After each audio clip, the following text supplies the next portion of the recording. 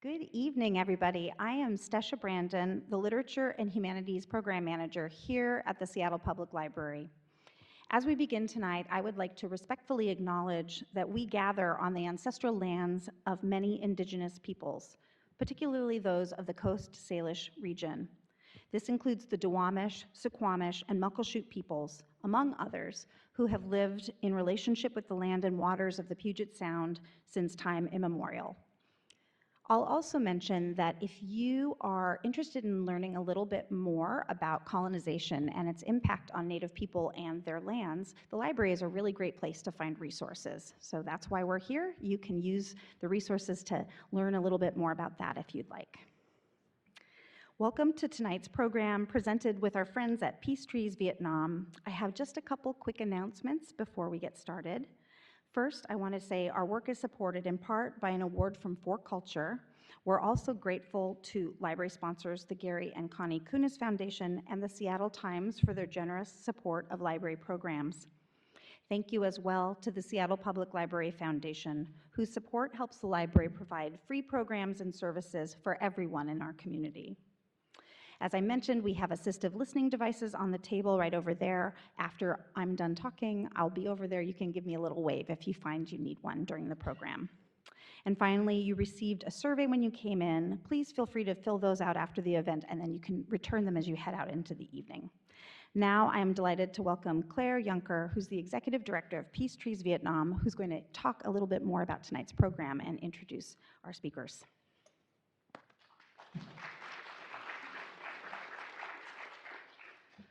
Thank you all for being here. I know many of you. If I don't know you all, I hope I have the chance tonight to meet you.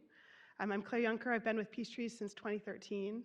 And many of those who are here tonight have been involved even longer than I have and have joined us on trips since. So I thank you very much for being here. In central Vietnam, families still live and work on land contaminated by the explosive remnants of war.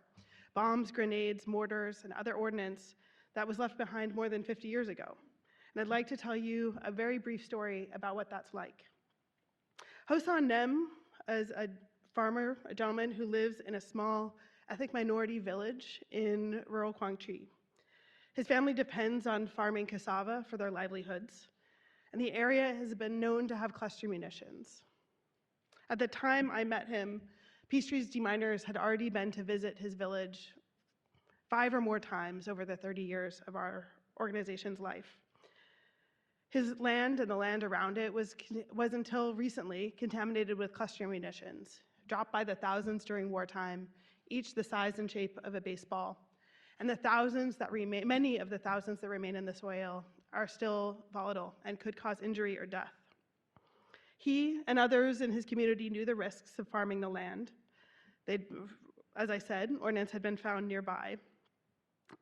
But like many farmers, he kept working because he had to, knowing that there could be danger beneath the soil. But PeaceTrees was there, and because we've had the opportunity to grow over the years and stop just responding to the emergency calls, but really clear the land in an organized, complete way. And so with partners in the last year, our teams were able to survey the area, map the contamination, and carefully removed the last 17 bombs that were there since wartime. And with that, an astonishing transformation. Ho San Nem and his family, for Ho San Nem and his family, that land no longer was defined by what might be hidden underground and the daily risk, but became what it should be, a source of food, income, stability. And that's the core of PeaceTrees' work. We clear explosive remnants of war and make land safe again. And we do it as part of a greater effort to create opportunities for people in the Vietnam and the United States to connect and address the ongoing impacts of war and the work of repair. And the Common Read, why we're gathered here tonight, is part of that effort. This Common Read program, this is the 3rd annual Common Read, gives us a shared experience a shared reason to come together in honesty about history, memory, responsibility, and this program is so important and we're so grateful to have you here tonight and very honored to have Sarah Blum and to recognize her work and hear from her. I'm thrilled to share that PeaceTrees has received 2 years of support from For Culture. That's a grant that came in just the last few weeks. So this Common Read will continue for at least 2 more years. And the support will help us continue to build space here in King County for reflection and conversations like the one we're going to have tonight.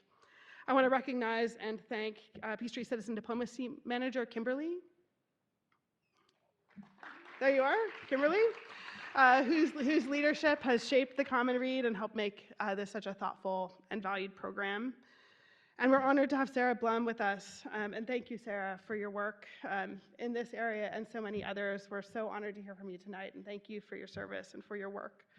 And I want to thank everyone here who is connected to Vietnam, whether it's through heritage, family, community, or military service. We don't take lightly the privilege that we have to connect across the Pacific. And that connection is built through programs like this one, person by person and conversation by conversation. And there's no one who embodies that spirit more than our co-founder, Geraldine Brousseau, who is here tonight. Geraldine, thank you for your vision, for your friendship, for your trust and connection that still guides us today. We're grateful to hear from you tonight too, so please join me in welcoming Geraldine.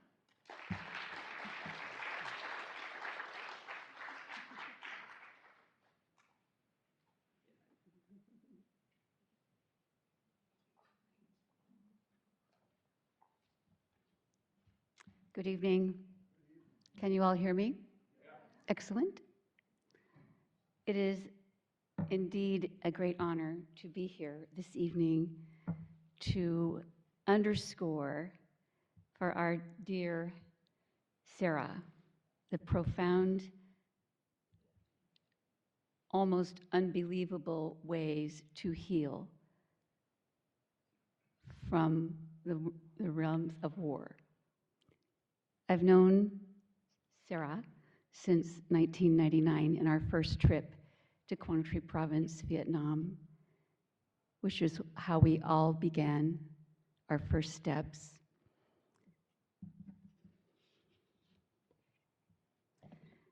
I'd like to share just a little bit with you about Sarah. She just came back in the last few days from the high ground in Wisconsin, where she facilitated a women's veterans retreat. All of the women from different military branches were sexually assaulted during their service.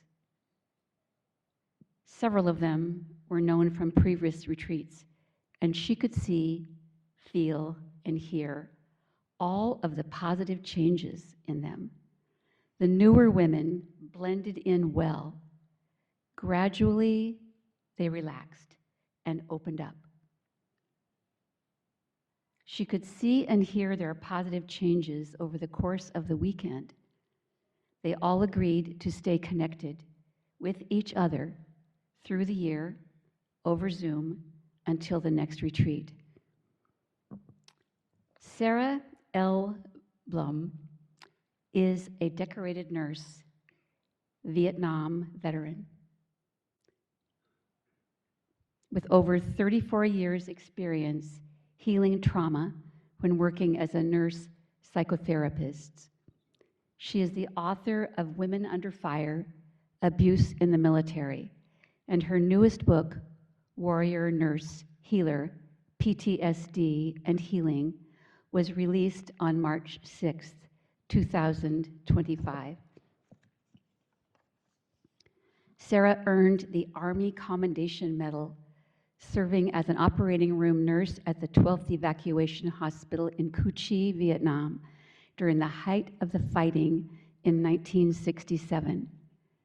She was awarded the Certificate of Achievement for exemplary service as head nurse of the orthopedic ward at Madigan Army Hospital in 1968, where she was also the Assistant Director of Nursing on evening and night shift in 1970. She co-created Recognition Friendship Day in Seattle, Washington on Veterans Day 1985.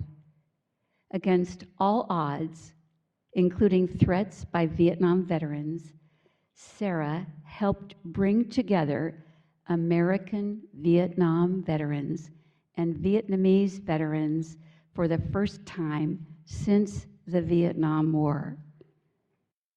Sarah worked in partnership with Tu Van Nguyen, a Vietnamese hospital worker, to create this very special day.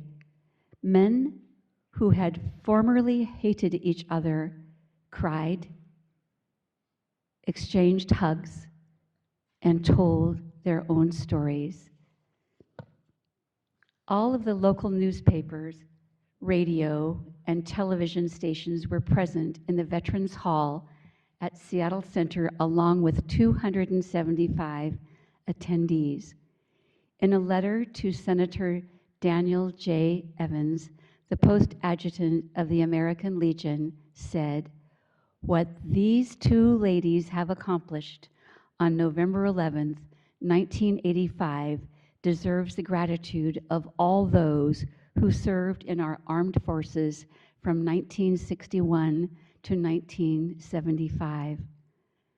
Sarah is a relentless, passionate voice for justice and healing, and we're so glad to have her with us tonight. Please join me in welcoming Sarah Blum.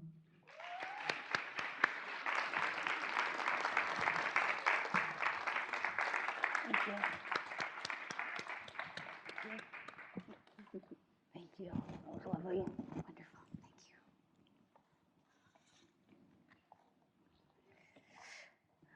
Hello, everybody. Hello.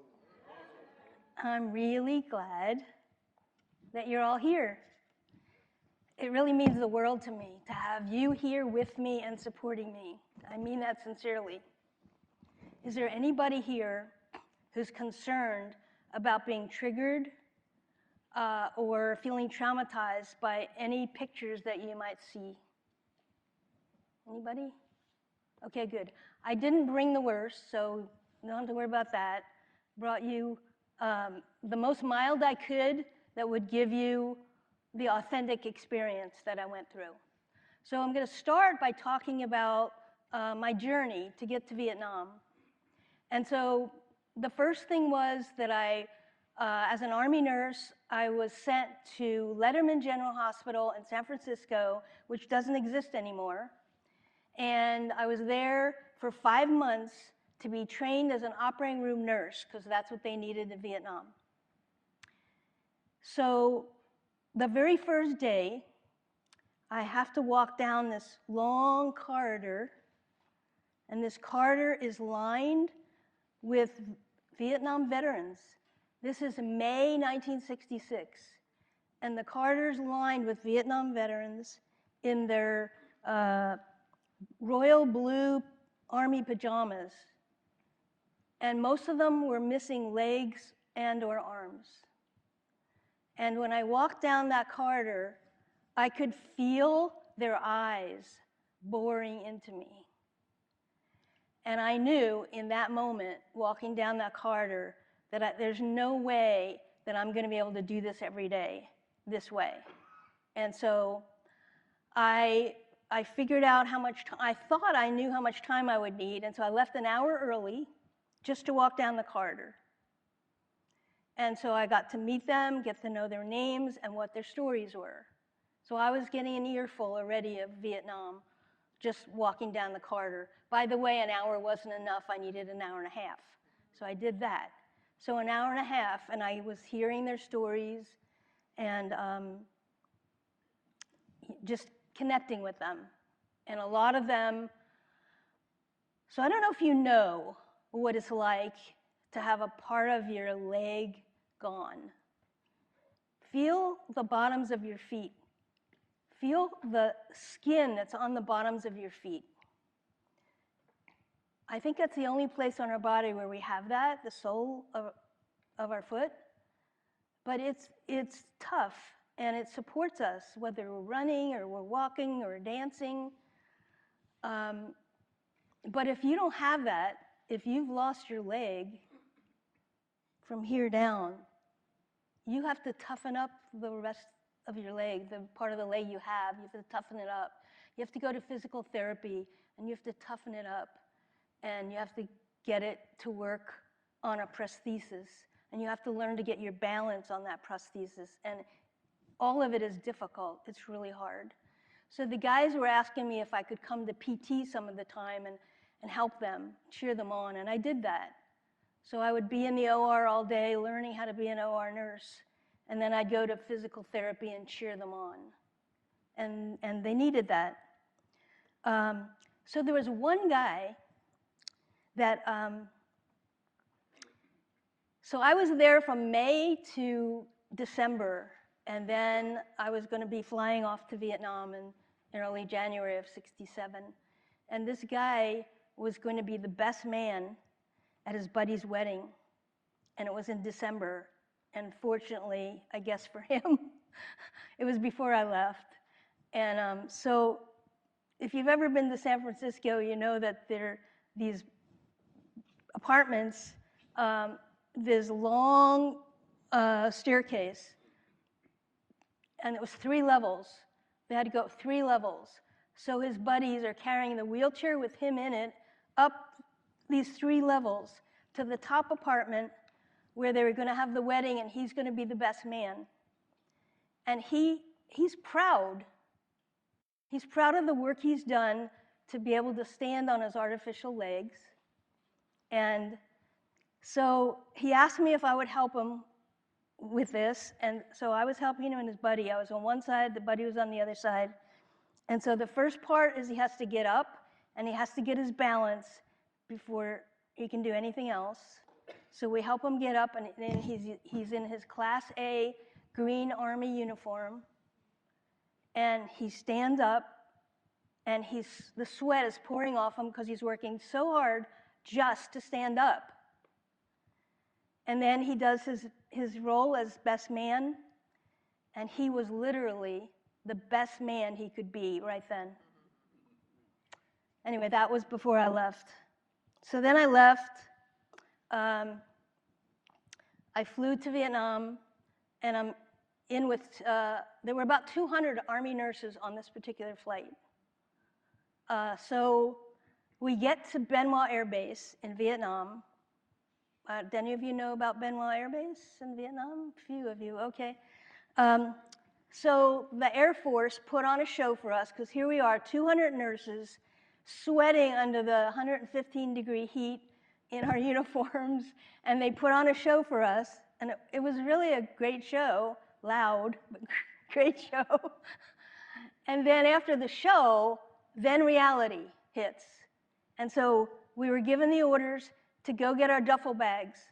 Imagine this, 200 OD green duffel bags, all being offloaded from that airplane, and we have to find ours. So the nurses, the women who were smart enough to put a colored ribbon on theirs, found them right away. I wasn't one of those, so I was one of the last ones to find my particular bag with my service number on it. So then I get it, I bring it over to the bus, and it's an OD green bus, and it goes in the hole, and I look at the side of the bus, and there's all this heavy-duty crisscross metal wiring all over the windows. And I asked the bus driver, "What's with all the wiring on the windows?" "This is a war zone, ma'am, and that's to keep the grenades out." I said, "Okay," and I got on the bus. So I went to the 90th Replacement Battalion. That's where everybody goes in the south part of Vietnam. So we have our assignments before we go over. My assignment was to the 71st Evacuation Hospital in Pleiku, Vietnam. But they told us that those orders might change, and change they did.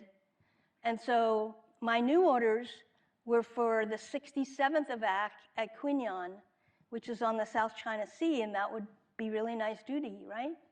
South China Sea. Except I found out they took care of mostly civilians. Well, what happened was there was a young nurse. I say young because I was 26. I was one of the older ones. Most of the nurses were 20. So she was like right over there. The chief nurse of Vietnam, her name was Anna Mae Hayes.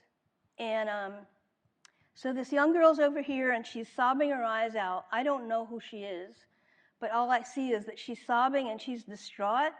and nobody is with her. Nobody's comforting her or helping her. So I went over to try to talk to her, get her to calm down so she could talk.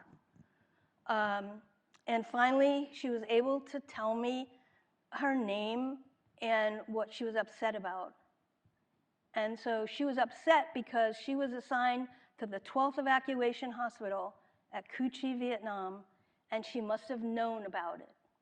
I knew nothing about any of the hospitals.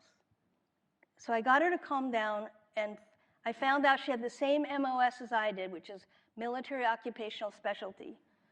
So I said, come with me, and I went over to see Colonel Anna Mae Hayes, the chief nurse, and she could see how distraught this young woman was. And I told her the story and that she was afraid to go to the 12th evac. And since we have the same MOS, why don't you switch our assignments? I'll go to the 12th, she can go to the 67th in Queen Yan. And so that's what happened. So she calmed down, she was much more calm, and she could go to the 67th and do her job, and then I went to the 12th. That night I saw in the officers club at the 90th Replacement Battalion, I saw my 2 drill sergeants from basic training. Now, you know, you wouldn't imagine, right, that you'd go all the way to Vietnam to meet your 2 drill sergeants from basic, but they were there. And so I had a beer with them, and they said, where are you going? I said, I'm going to the 12th evac. And the color just drained out of their faces. And I said, what? And they said, you don't want to go there, get it changed.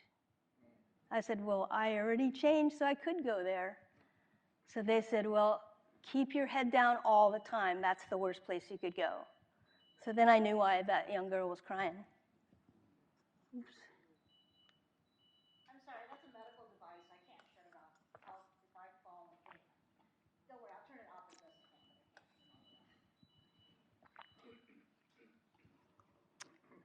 a Okay, so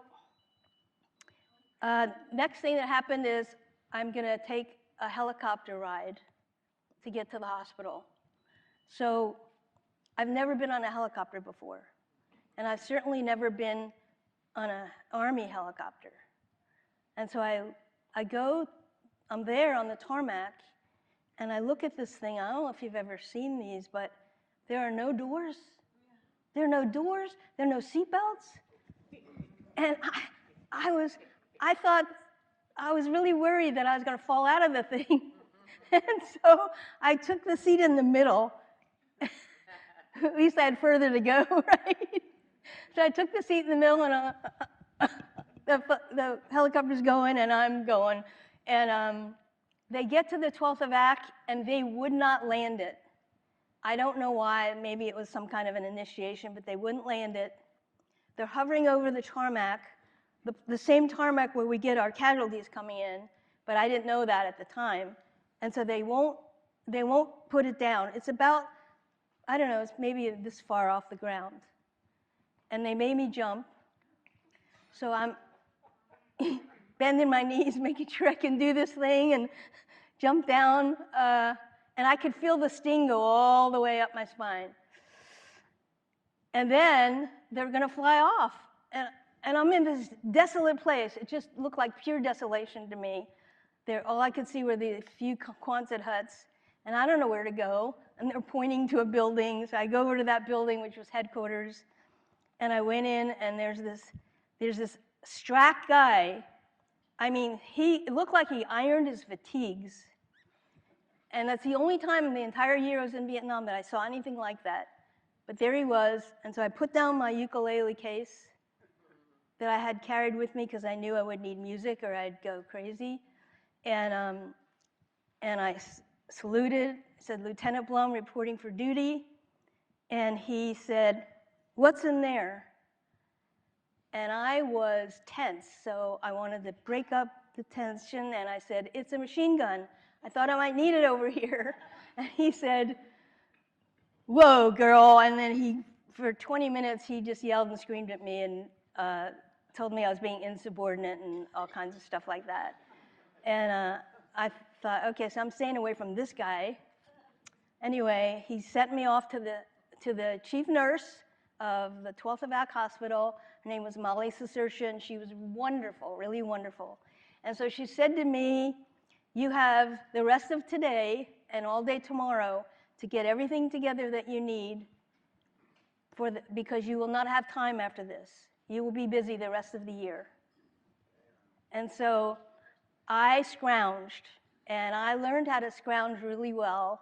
I got wood, and I got nails, and I got a hammer, and I got a piece of masonite, and I was in the back of the hooch sweating and trying to figure out how to put all these things together to make shelves, because I never built anything in my life. But I did it. They stuck together. I was able to pass it on to my replacement at the end of my year. It was all good. But, and I wish I had a picture to show you, because they're funny looking, but they did the job. That was the important thing. Yeah, so now I'm going to, Henry, we're going to start the slides. Let's see if I can remember how to do it. Oh, it's on, right? So oh, good. Okay, good. Great. So that's the sign for the 12th of Ac right there. No, I don't know who that is, actually. It was the only picture I had of the sign. All right, this is the base camp. So this is where we are supporting the 25th Infantry Division. Anybody here from the 25th Infantry Division? 25th Infantry Division. Anybody here from there? You did? Okay. So yeah, so we're Kuchi. This is the base camp for the 25th Infantry Division. So we had units like the Manchus, the Wolfhounds, the Bobcats, 1st and 5th Net, so all those. All right, so the hospital, am I doing it right? Well, I don't, yeah, that part's not working. So it was? Maybe I just have to hold it. Oh, there it is. Okay, so way up here is where the hospital is. They put the hospital between, oh, I should keep it on. Can you see it? There's a petroleum dump over here. And we had a MAR station, military area radio station. They put the hospital in between those. They're prime military targets, and that's where they put the hospital, but that's only one of the things that I discovered about our military. So let's go on so this is the base camp. Oh, maybe I have to be over here. Okay, so that's what I looked like back then. This is the operating room here, the Quonset hut. And see. Look here. See these sandbags? They're supposed to protect us. And so if a mortar falls, it's going to go right through this Quonset hut. We'd be lucky if the mortar fell right there, but even so, all the shrapnel is going everywhere. So I just wanted to show you that because that's how the military was supposedly keeping us safe. Not. I'm sitting on 5-gallon water cans. That's how we get our water. Oh, I want to show you one other thing before I go on. Let's see. There it is. Do you see the scissors in my pocket? Our uniforms. Right there. Our uniforms were designed so that they had bandage scissors right there. And so one of the stories I can tell you is that we had a POW ward at the hospital, prisoner of war, and one of the nurses that was on the ward was bending over and tending to one of the patients, a Vietnamese patient, prisoner, and she was tending to him, and he grabbed her bandage scissors and was going to stab her. And the MP who was there shot him. And she, to this day, has never gotten over that. It's a trauma that she experienced. But that's the nature of war and trauma. On the water can, it says OR. Is that what it says? Yeah, operating room. Oh, excuse me. Yeah.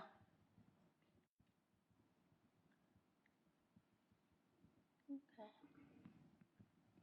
There we go.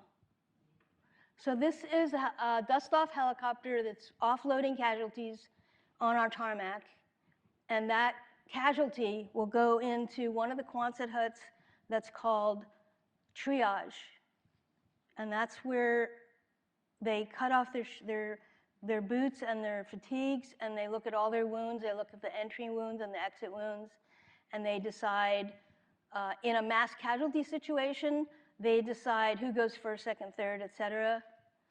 If it's not mass casualties, then it's just who's the one that needs to go next, basically. We at the 12th Evac, we had a great esprit de corps. We believed that we had the skills and the ability and the tenacity and the desire to help every single soldier that came through. Like our commitment was never to lose any. I'm sad to say that even though we were committed to that, we couldn't do it always. But that's how they come in. And then when we have mass casualties, sometimes a Chinook will come. I don't think I have a picture of Chinook, but it's a bigger helicopter and it holds like up to 50. And when you see one of those landing at a hospital, you know you're in for it. So you just gotta put your head down and get to work.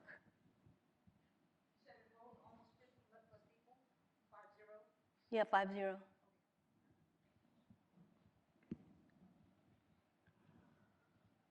Okay, this is, how many of you read The Women? Anybody? A few of you. So the one with their back to us, her name is Beth Parks. She was in the very first group that came to the 12th Evac, and she helped put the hospital together. And then facing us is my buddy Claire, who was the head nurse for a while. And then behind Claire is our anesthesiologist, and then Dr. Shannon Turney right in the middle. Dr. Shannon Turney was a great surgeon. So keep in mind that these doctors, they were in their programs to be doctors, to be surgeons. And the Army said, you're coming with us, right? So they were in the middle of preparing to be whatever they were going to be, a doctor or a surgeon. So they all had a bad attitude. They were great at what they did, but they had a bad attitude. So Shannon, and I'm in touch with him now. I've been on the phone with him now, so it's all good. But he was really angry, and he even admitted it to me when we talked on the phone. But so he liked. We have 3O catgut, and that's what we use to tie off blood vessels. And it's a big, long piece like this, and he wanted it cut in thirds. And that's what you can do in the civilian hospital, because then he can grab it, tie off the blood vessel, and then go on to the next one, right? Well, in Vietnam, we couldn't afford to be that wasteful. That's a lot of waste. And so what I used to do is I would take the catgut and I roll it up on a piece of rubber tubing, all of it. And then I'd hold it up. He comes in and I hold it up. And I'd say, Dr. Turney, this is how much catgut you have for this case. If you throw it, which is what he used to do, if you throw it, you're done. So he stopped throwing. All right, let's see, where are we here on my list? Okay. Oh, okay, I was gonna give you a warning. So here's the warning. The next two are gonna be casualties, but nothing horrible. So, oops, sorry, went past it. Here we go. All right, so my very first case, the guy looked like this, the very first case. And so I've already set up my space, I'm ready to go, and I'm on the first case, and the surgeon comes in, and he says to me, do you want the right side or the left side? And I said, sir? He said, do you want the right side or the left side? And he meant it. I looked at his face, I could see he meant it. I said, okay, I'll take this side, this is where my instruments are. And from that day on, I did the same thing that all the surgeons did. Now, I was not a surgeon, I was a nurse. I was an operating room nurse. But we learned how to do what we needed to do with all of these wounds. And I had no idea that day one I would be doing that all the way through. So except for abdominal wounds and chest wounds, or facial or head, I did the same thing the surgeon. So what we do, so here I'm being a nurse, okay? I'm cleaning, I'm shaving the hair off of his legs. So a lot of these guys are hairy, and hair is considered a foreign body because we're talking about inside the body. And so we have to shave all the hair because he has these wounds all over his body, because that's what a landmine does.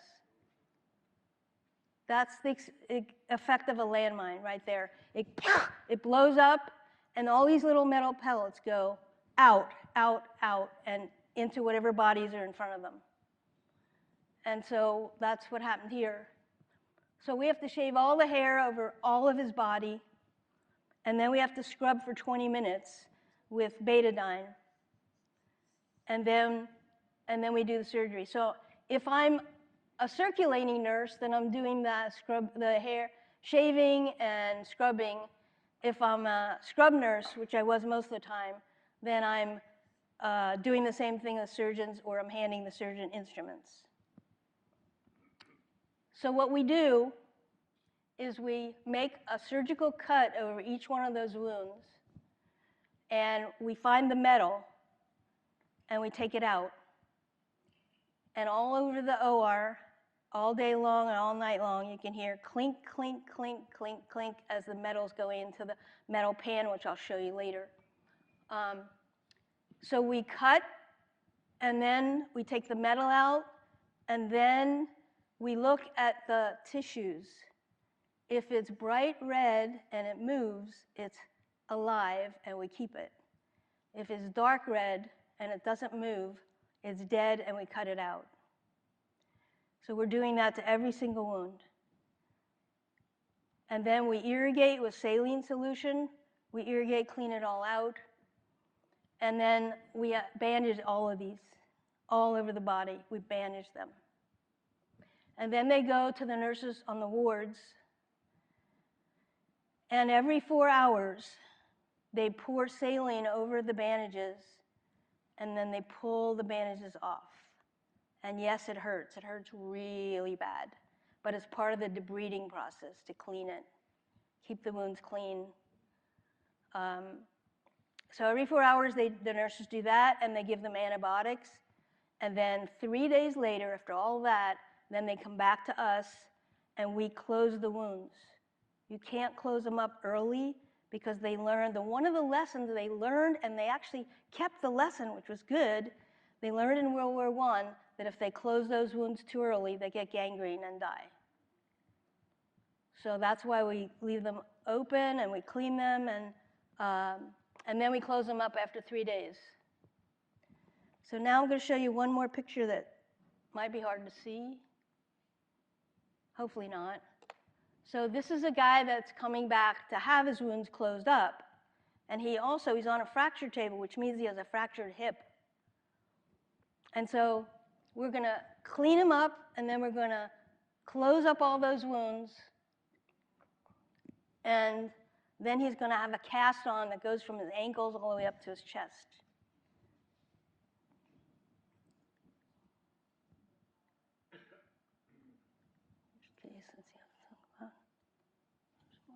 Okay, there's the bowls I was talking about right there.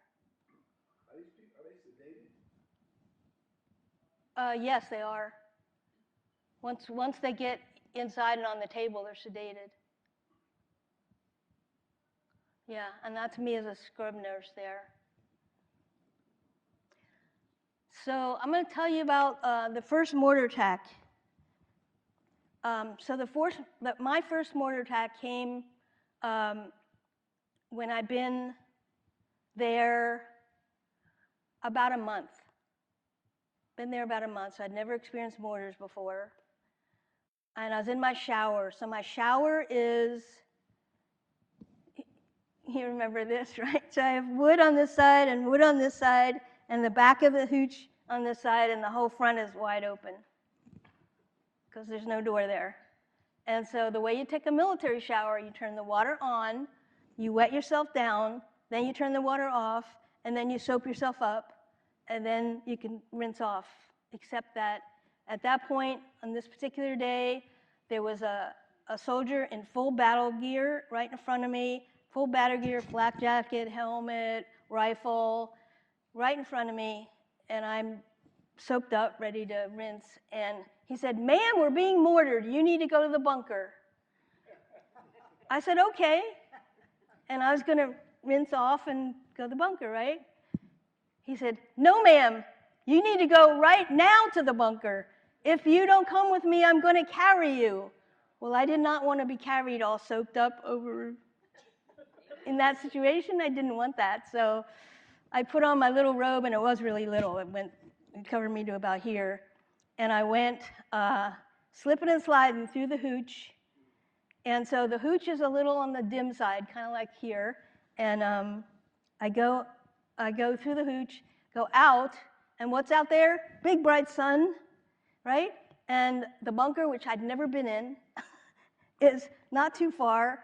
I go in, and I have to walk down some stairs, and I can't see a thing because at that point I'm blinded between the sun and the darkness.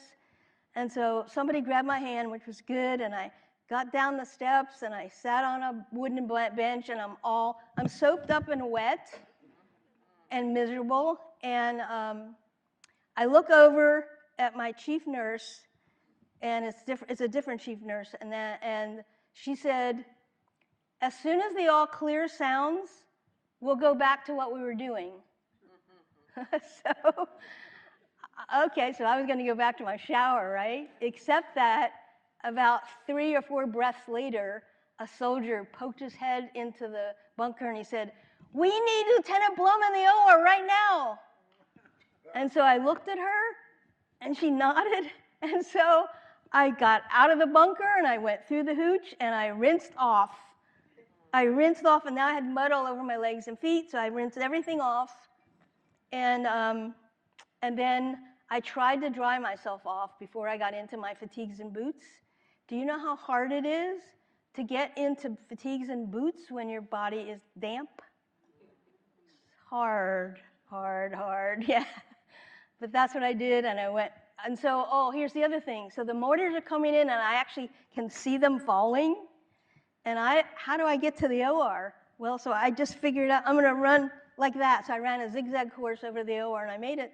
So, and then I worked the rest of the day and night. It looks like a lot of them aren't wearing gloves. Was that common? Gloves? Yeah, plastic gloves. We wore gloves when we did surgery. Oh, okay. Yeah. So this picture is the only one I have of me in my OR garb. This was the very first time that we worked around the clock.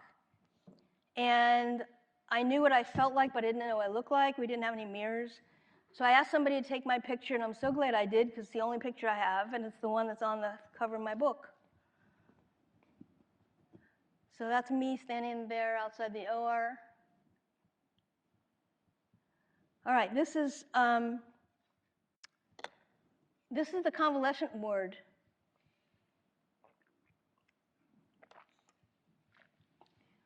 Later I'll show you the other side, which is the B ward. But this is convalescent ward. So we were an evacuation hospital, which meant that we usually could keep casualties up to 2, maybe 3 weeks. But we functioned as a surgical hospital, which is a whole different animal. And the most we could keep them was 5 days because we kept getting more casualties in all the time. So even though we were a VAC hospital, in name only, we functioned as a surgical hospital. In World War II, in Vietnam, there were no lines. The war was everywhere. So if you think about World War II, that's the last time I think we've had lines. So there's a medic on the line. Back from the medic is maybe 200 yards is a battalion aid station that has a surgeon in it. Back from the battalion aid station, maybe a mile, is a surgical hospital. Back from the surgical hospital, maybe a mile or two, is an evacuation hospital. And then what a lot of people think field hospital, they think it means in the field, doesn't. Field hospital is actually a building, and it's usually in whatever city is around. Okay. There we go. That's how the meals come. They come in a truck like that. You carry the tray into the guys on the wards. There are 2 seasons in Vietnam, hot and wet and hot and dry, and this is hot and wet monsoon season. You can see the water. There were times that I was operating in water that was higher than that. So I'd be standing in whatever water was there.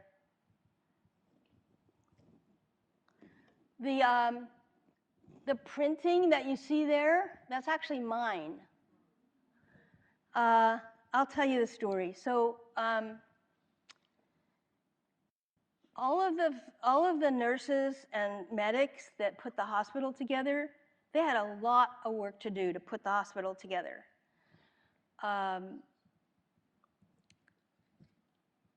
But they couldn't envision what it was like for mass casualties and what they were going to need. And so when we got there in January '67, we were not prepared to be efficient with mass casualties. For example, they had piles of instruments with little tiny labels that nobody could read. So if a doctor is asking for a T-clamp, you got to rummage through all this and try to feel around and see which one's a T-clamp. Can't do that in a mass casualty situations. You have to be efficient.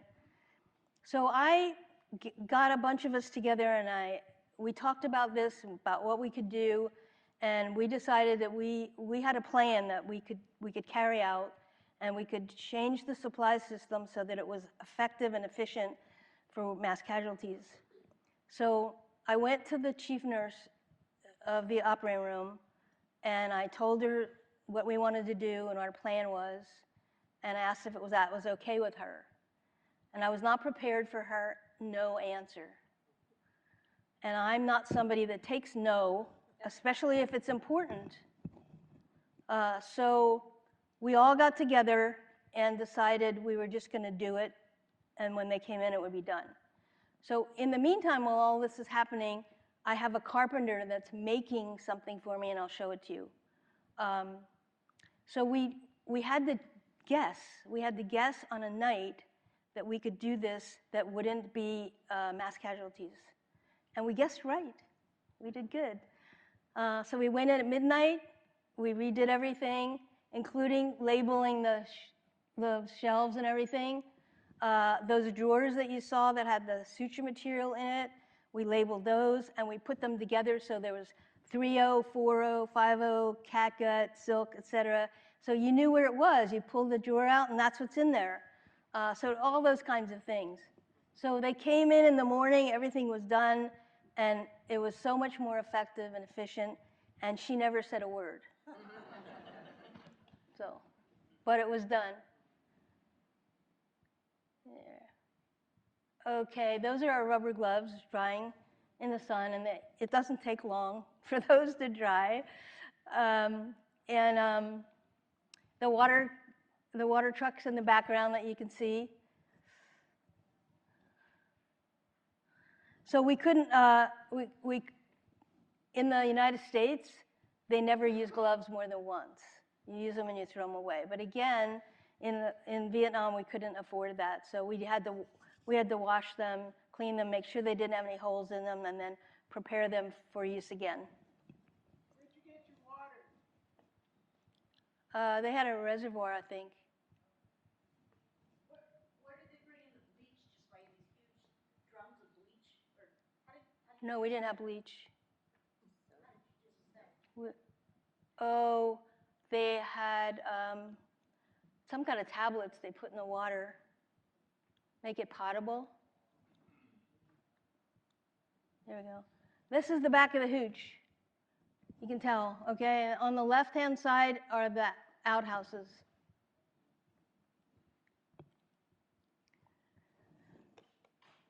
Okay, this is my personal space, not very big. That cardboard thing, that was a box that equipment came in. And on my scrounging, I got it, and I cut it, and I attached the string. So I made a way to open it and close it. I got a bar inside so clothes could hang. Do you know where we got our clothes? From Sears catalog. Thanks to Sears, we could get a dress, right? It's the shift. You ordered it and they sent it to Vietnam? Yeah, we had an APO address. So yeah, we had an APO address and they would send it. Oh, so that's my buddy Claire. She's sitting on my footlocker, and there's my closet, and on top you can see that metal basin. That's how I would wash my fatigues.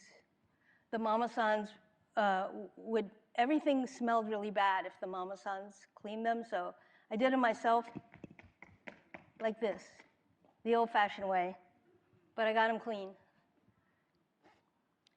So this is a convoy, and it's going to a place where we give medical care to the civilians.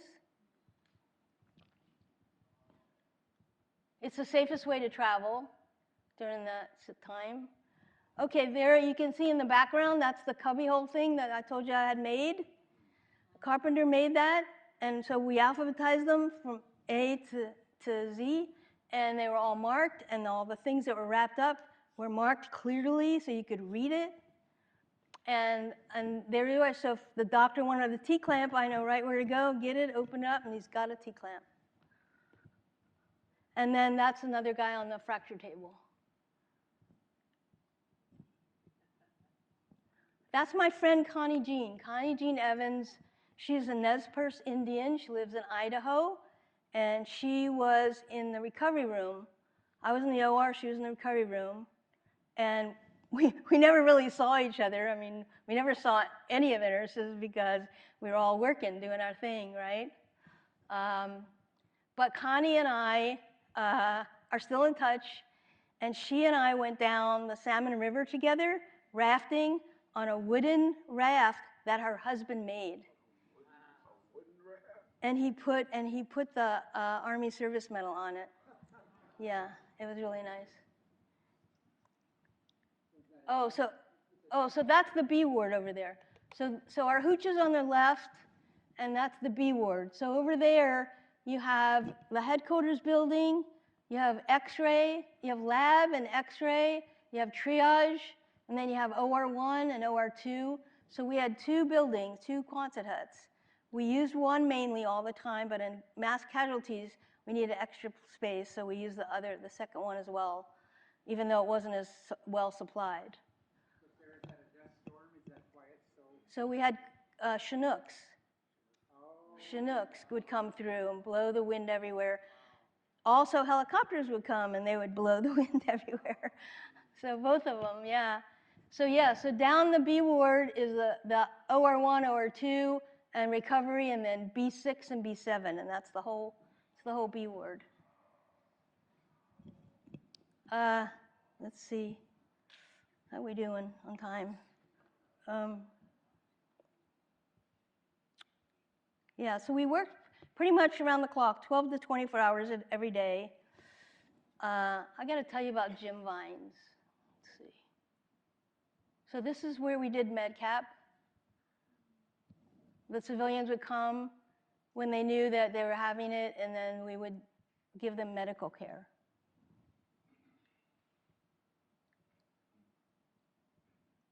So that's Howie, one of my corpsmen, with a little Vietnamese boy. And you see the rifle, that's a loaded rifle, and an open window there. He was pretty lax.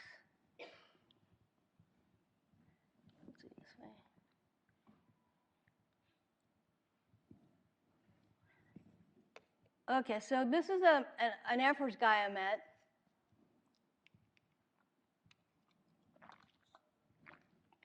His name was Phil, and he flew this single-engine plane. It's called a spotter plane. And he said if I went up with him, I could fly the plane from the back seat. And I never got to do anything except work, so I said, yeah, I think I'd like to do that. So I went up with him, and I flew the plane from the back seat, and I learned how to do these things called chandelles and loop-de-loops. And it was fun to do, except it was a war zone. So one of the times he showed me where his plane got shot down in one of the rice paddies, and I said, I think maybe I'm not going to do this again. All right, so. Oh, this was the best day in Vietnam. That's Charlton Heston. Oh, wow. That is my Moses, right? Remember Moses what was the name of the movie? I don't remember the name of the movie. What? That's it, 10 Commandments. Yes, that's it. Thank you. So, as I said, I never got to go anywhere or do anything or see anybody. And so I knew he was coming. There were a lot of politicians that came, even movie stars came. And it always seemed to me like they were there for themselves. But I just felt like he would be different. And he proved me right. He was different. So you see that pad of paper in his hand? He went around to all the guys in the beds, and he got their names and their addresses and their phone numbers, and he went back to the United States and he called their families and told them that he'd seen them, and they gave messages, whatever they were. So he was my Moses. He was a really good guy. So the thing that happened was, I knew when he was coming, and I told the chief of surgery, his name is Stu Patricia, I told him that he was coming the next day, and it was going to be between 2 and 3 Army time, whatever that was then, and not to schedule any cases. And so you know what he did, right? And so I said to him, well, I told you not to schedule anything between 2 and 3. So when he comes, Howie's going to tell me when he comes, and I'm going to leave. So that's what I did. I went, and I met Moses. So it was like the best day in Vietnam. And by the way, Stu Patricia, I've talked to him as well recently. He's writing his own book. It's going to be called, What Are You Going to Do? Send Me to Vietnam? Yeah, right. That's what we used to say. What are you going to do? I know. We're We all said that. That's right. We all said that. Yep, right. Let's see what's next. Oh, okay. This is not a pretty story. So this is the 3rd Surgical Hospital when it was at Benoit.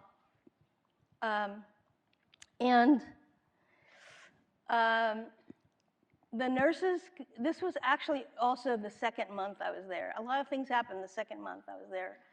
So Molly Sasurcha, our chief nurse, she told me and a bunch of other nurses that we were invited to a general's party, and that there would be really good food, and there would be real plates instead of our plastic, whatever they were, trays, and that we could wear civilian clothes. That's why we need the Sears catalog. And so I talked to the other nurses. We thought, well, maybe it'll be good. Let's go. So I went, and the food was fabulous. It was really great. It was nothing like Army food. It was really good food. And the plates and the glasses and the salt and pepper shaker, everything was really beautiful and wonderful and good.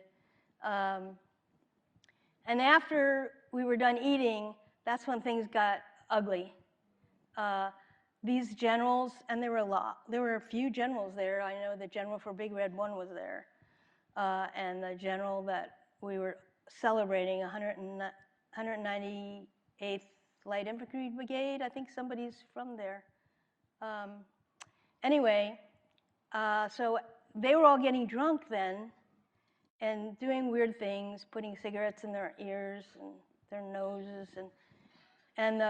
So what happened for me was one of these generals just grabbed me and put me on his lap and said in his drunken, slurry voice, "I want you to be my girl, and I'll send a helicopter for you whenever I'm in a safe area."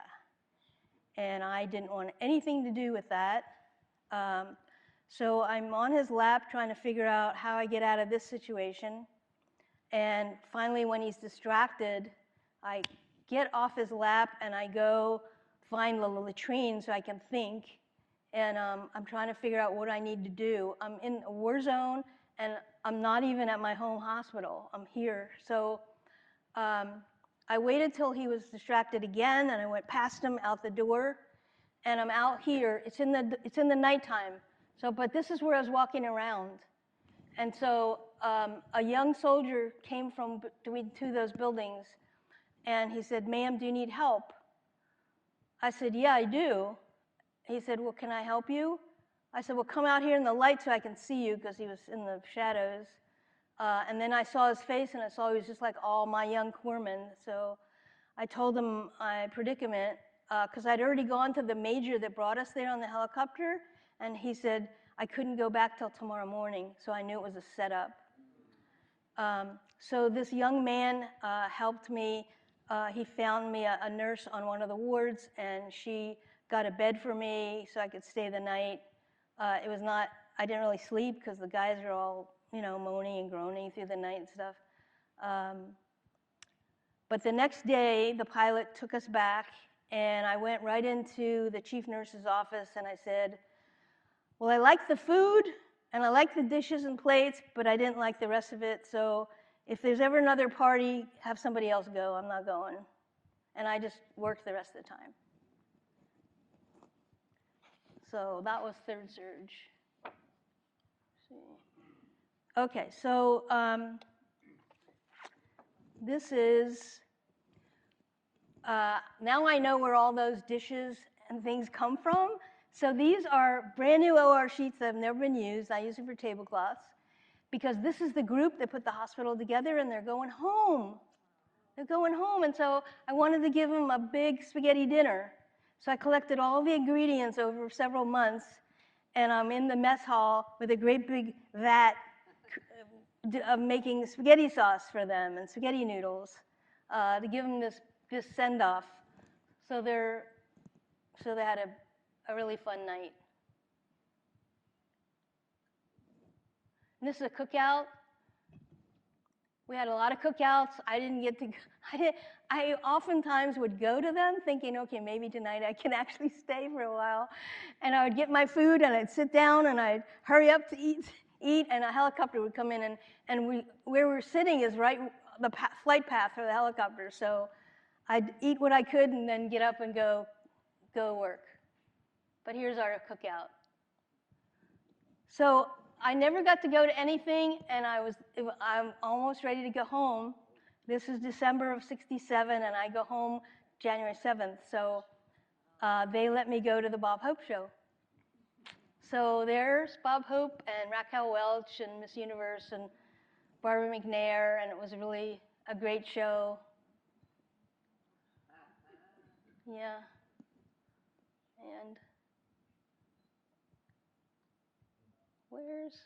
So there's Rosie Parmenter right there. So that, you're looking at about 1/10 of the guys that were there. 1/10. So just imagine that spread out. That's all of the guys that were there at the hospital. There they are. They're as patients? They're as patients? Patients. Yeah, they're patients. Yep, they're patients. Okay, let's see where I am here. Oh, I got to tell you about Jim Vines and Johnny. Okay, so one of the guys, those of you that read my book, you probably read the story about Jim Vines. Jim Vines was a Manchu, and he came in and he had this was in October of 1967, and the Manchus got hit really badly. That's one of the units. And he had wounds on his belly. I know he had his belly. I think he had on his legs. And he had a wound on his hand, and he was a baseball pitcher. He grabbed me on the way in, and he said, "I'm a baseball pitcher. Please fix my hand." And so we did the surgery, and Stu Patricia, he did all the belly wounds and all the other wounds, and that we had mass casualties because of these Manchus got hit badly. And so he said to me, "I'm going to go next door. You sew up his hand." And I said, "Sir, he's a baseball pitcher. He needs you to sew his hand up." He could have cared less, really. He said, "I got to go. You do it." And so it was like the worst puzzle you can imagine to try to put his hand back together. And Howie was my corpsman, and it was during locust season. Locusts are these great big, long, flying things that hop. They hop and they fly. And when you open the door, they just come right in. So I'm sweating, and I'm trying to figure out how to sew this hand up so that it's decent. And one of the nurse killers, I call them nurse killers, one of them landed right on his hand. And I said, "Howie, get that off of there right now." And so yeah, he finally did. I said, "Get a glove, get a rubber glove." So anyway, so Jim found me. So this is unusual to be able to find somebody. So he saw that picture, this picture right here. And you see I have my tropic lightning patch on the shoulder. That's how he found me. He saw that tropic lightning patch, and he wondered if maybe I'd been a nurse at the 12th Evac Hospital, and did I know him. So it took us a couple days, and I listened to his message. He left me a message. You remember phone machines? So I listened to his message, and I got chills when he mentioned his wounds, and he got to his hand, and I knew when he got to his hand. And so it took us a few days. We finally connected, and we talked for 2 hours on the phone. And then he invited me to come down to Mineral Wells, Texas, where he was, and they were doing an event at the memorial. They had a museum and a memorial, and they were doing an event. He wanted me to talk there, and because my book had come out, my first book, he arranged another event for me to talk about my book with people. So, and I got to see him, connect with him, meet his wife, and I also looked at his hand. And I didn't think it looked great, but he was happy with it. So I wasn't going to argue with that. But there's a picture in the very front of my book and the introduction of Jim and I when he met me at the airport. Okay, now this is a safe operating room. You have to go down several steps to get to the bottom where they did surgery. That's what we should have had, but not what we had. Yeah, that was a Tainin. So every fifth bullet coming out of that helicopter is a tracer bullet that you can see with your eyes. So we would climb up the water tower and watch the war at night when we didn't have casualties.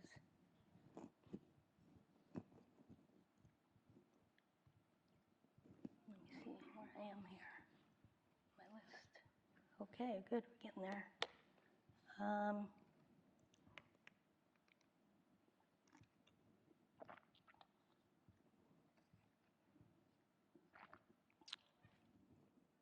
Okay, so you're looking at hot and dry season here. See the land? And the bridge, look at the bridge. This is hot and wet, and the bridge is gone.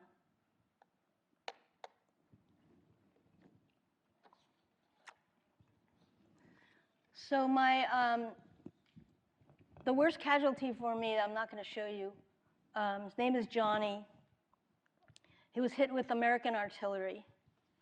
And American artillery does really horrible, nasty stuff to human bodies. Actually, war does. All of war does. Anyway, Johnny came in, and he was hit really badly by American artillery, and it was clear that he was going to be losing everything from here down, everything. So we had 3 surgeons, and they were all pacing and wringing their hands, and they didn't know what to do. Because here's Johnny, and he's got red hair and blue eyes, and he's strong and healthy, but he's lost half of his body. What do you do? I mean, he's not going to die. So what do you do? So that's what they were struggling with. So finally they decided they just had to go for it and do what they could do to put back together what was left of him. And it was one of the worst, for me, I think the worst of all the guys. So 3 days later, he comes back for his closure, right, DPC. And I was the first one in the operating room, and I walked in the door, and I walked down, and I see this flat stretcher, and then a bump, and his chest, and then his face with his red hair and blue eyes. And I was going to say something to him, I don't know what, but something inside of me just snapped, and I couldn't. And I ran at the door, the other door, and I ran around the hospital, and I was yelling, and I was screaming, and I was crying, and I remember I had my fist up in the air, and somebody found me, took me to the chief nurse, and they said I just needed a rest, and they sent me to Vung Tau, and I laid on the beach, and I cried, and you know that when you're crying in Vietnam, that your tears dry up before they ever reach the sand. And I ate pineapples. The Vietnamese had a way of carving pineapples, and they're smaller than ours. And you hold the stalk, and you can lick the juice and eat the pineapple. They're really good. If you ever go to Vietnam, you gotta have some of those. Anyway, I decided that I had to do something because I could feel that I was breaking apart. And I didn't know if I could do the rest of my duty. So I literally pictured and built a wall around my heart, brick by brick, all over, so that I could finish my tour duty there. And I did a really good job. It took me 15 years to undo it. I did it in one day, but it took 15 years to undo it, to get my feelings back. But it was worth it. It was worth it. So let's see. Johnny, it's Johnny. Anyway, I was never the same after Johnny. How far into your tour Oops. with that? What? How far into your tour with that? Like halfway? Oh, Johnny? Yeah, maybe halfway. A little more.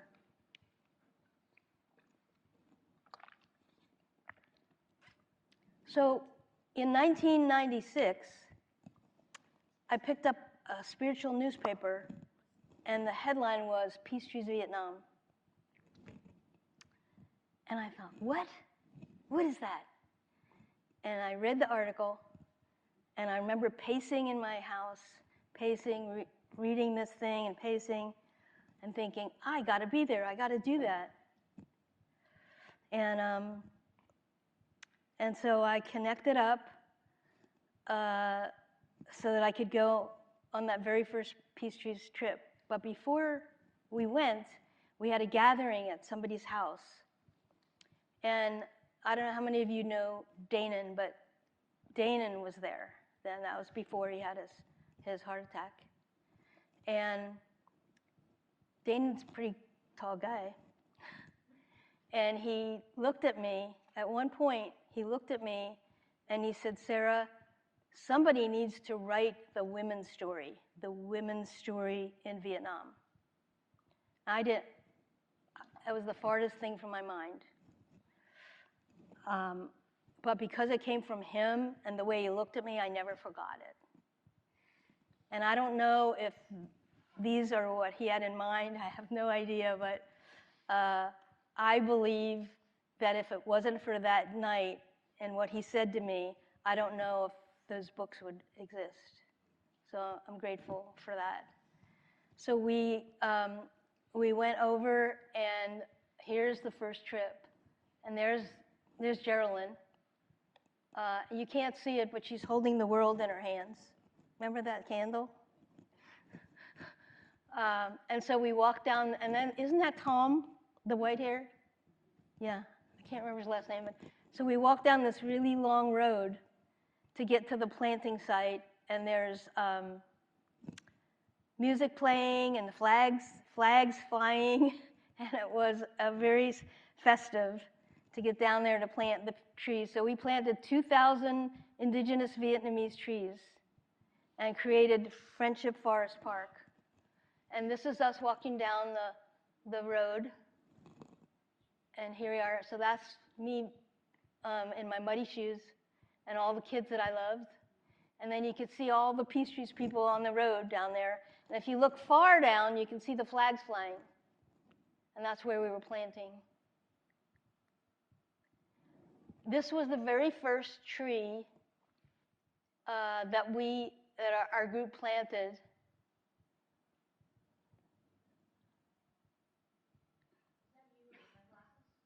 Is that me? What? Which one are you? Oh, let me see.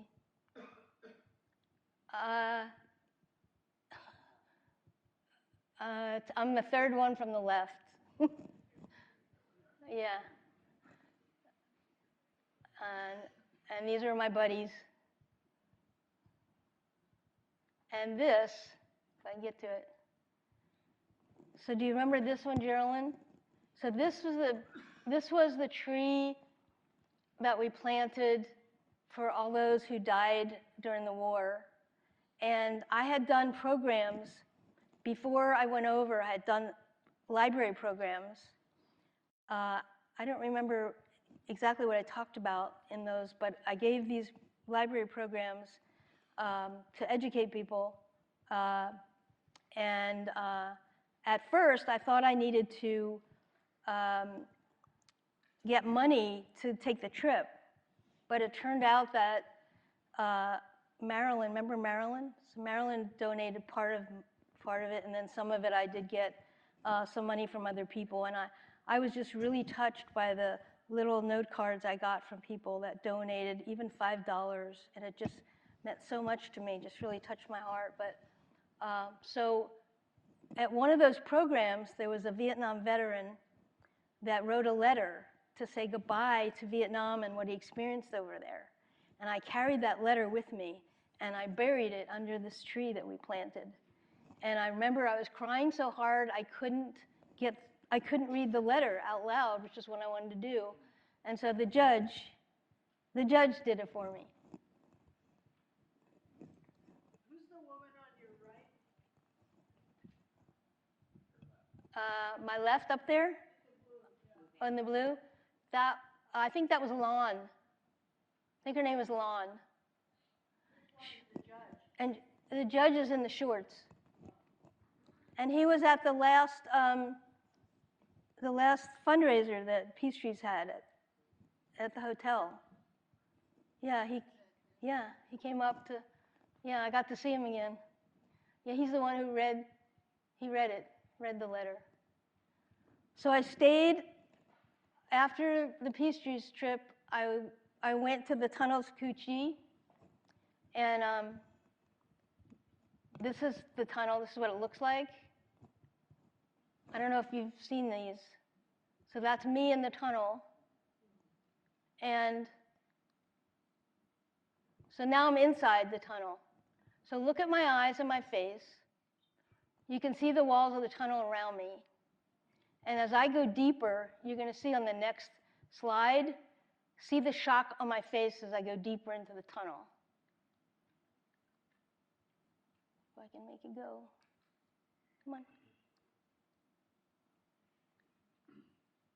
There we go. Yeah. So they lived in the tunnels, they slept in the tunnels, they planned the war in the tunnels. They stole instruments from us that we found in the tunnels. Let's see, right there, there's the instruments. So. Oh yeah, they Vietcong. Yeah. Yeah. So when it was time for me to leave to go home, the day before my flight was going out, the VC hit the Benoit Air Base. They hit the air base. And I don't think anybody was killed, but there were a number of us that were of others that were wounded. And so when it was my time to go, and we're out there on the tarmac, everybody, including me, we were terrified that we'd lived through this hellish year and we were going to get taken out at the last moment before we got to go home. And so we're out there in the blazing heat with all of our anxiety, and every one of us we just wanted to run and get on that plane, but that's not how it works, right? You go one at a time to get on the plane. It was really slow. So yeah, I felt like a sitting duck there, but when the plane finally got loaded and it took off, you could hear everybody taking a deep breath. We made it, right? So we get to Travis Air Force Base, which is also where we left from, and they would not let us off the plane. I don't know why. I think it's because there were protesters in the airport.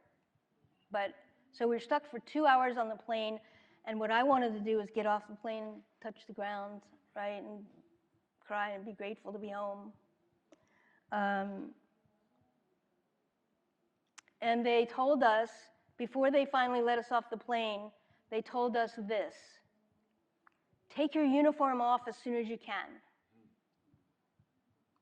And I thought to myself, well, why? Why would I do that? Anyway, I knew why after I got off. So I did a ceremony once. It was, I forget the year, it might have been 1983. And I was wearing my uniform, my fatigue jacket, that one that's in the picture there. And people were angry. They were throwing eggs at me. They were yelling nasty things at me. And I couldn't believe that it was happening. I couldn't believe that that was happening to me. And it was a really horrible, horrible homecoming for me in that way. But then I got to get out of the operating room and be the head nurse of the orthopedic ward at Madigan Army Hospital, because the ward officer for that ward was with me in Vietnam, and he knew me. And he got me out of the OR. And that was the best duty I could have had. I got to actually talk to the guys. I got to help them heal their wounds. I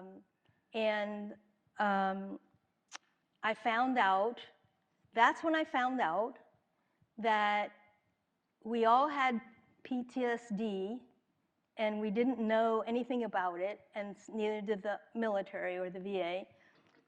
And there were no services for women. And so I'm talking to these guys on the ward, and Tom Travis, Major Tom Travis, who was the ward officer, I went to him and I said, and I'd already talked to all the psychologists and the psychiatrists and the social workers that I could about our emotions, our mental state, and what was going on. And none of them knew anything, and none of them had anything to offer. So I talked to Tom about it, and he said, well, I have an idea. I said, what is that? He said, you do it. That was his idea. So there was an office on the ward, and he had an office in the clinic, which was 100 yards down the ramp. And he said, I'll just use my clinic office, you use that office, you'll have privacy, you do it. And so that was the beginning of my career as a nurse psychotherapist. I didn't know it at the time, but turned out that's what it was. So yeah, because I saw that their physical wounds were not healing the way they should, because they were all messed up in here. So there's that mind-body connection, right? So then I went to Seattle University, and Yeah, I went to Seattle University. Henry, you can turn the slides off if you want now. So I went to Seattle University, and I focused on psych, and I went to the VA hospital, and I found out when I was at the VA hospital that I had a natural inclination for doing what I was doing, and so I decided to pursue that as a career. And so I actually spent 34 years healing trauma. I became a nurse psychotherapist. I spent 34 years healing trauma, and I wrote, whatever I learned, I condensed it down and I put it in the book.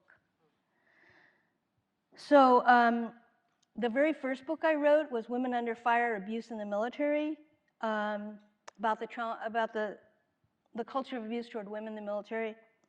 And that was actually a spiritual mission for me. It was given to me. I didn't decide to do that myself. And I fought it all the way. But I ended up interviewing 58 women veterans from World War II all the way up to current day, and about 23 other stories are in there, and they're not pretty stories. They're not. I spent years working to get the Military Justice Improvement Act passed through Congress. To this day, it hasn't passed. So our women in the military are not safe, they're not protected from their own soldiers. So it's still a problem. And then my last book, Warrior Nurse, came out last March.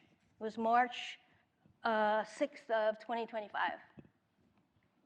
So that's my story. And if you have questions, I'm happy to answer them.